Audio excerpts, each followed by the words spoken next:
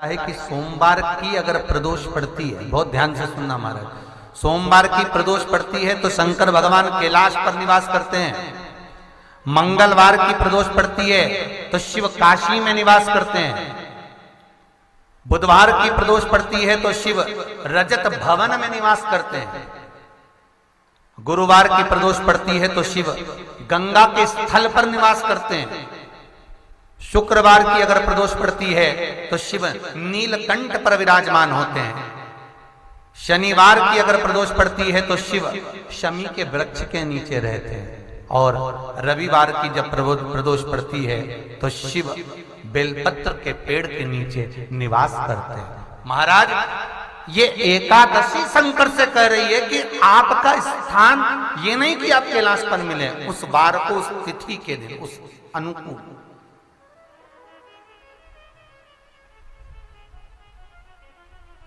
हमारे यहां कहते हैं सोमवार की जो प्रदोष पड़ती है वो इच्छा पूर्ति करती है। मंगलवार की प्रदोष रोग से मुक्ति देती है। बुधवार की प्रदोष कामना की पूर्ति करती है। गुरुवार की प्रदोष शत्रुओं का नाश करती है। शुक्रवार की प्रदोष सुख और शांति देती है। शनिवार की प्रदोष संतान का सुख देती है। और रविवार की प्रदोष जो काम दुनिया में कोई नहीं कर सकता वो अचूक फल की प्राप्ति रविवार की प्रदोष करा देती है। महाराज ऐसी प्रदोषों का नियम वर्णन किया चाहिए। भगवान कहते ठीक है तू थोड़ी देर खड़ी हो।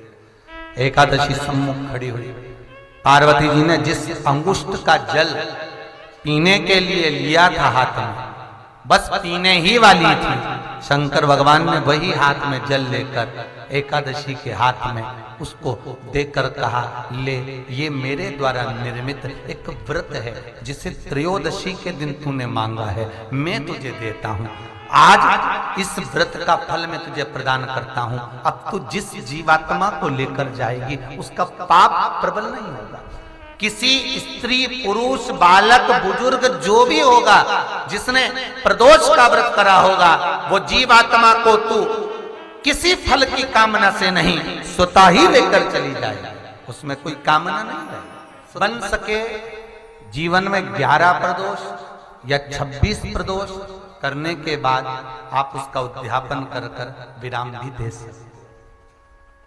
पर जीवन में एक बार प्रदोष का व्रत मौका मिले, जिस कामना से जिस दिन का भाव आपके मन में आए कि मुझे रोग से मुक्ति पाना है तो ये प्रदोष मुझे करना है, मैं रोग मुक्ति के लिए, हम जो भी आपके मन में आ रहा है, संतान प्राप्ति के लिए शनिचरी प्रदोष, आप उसका स्मरण करें।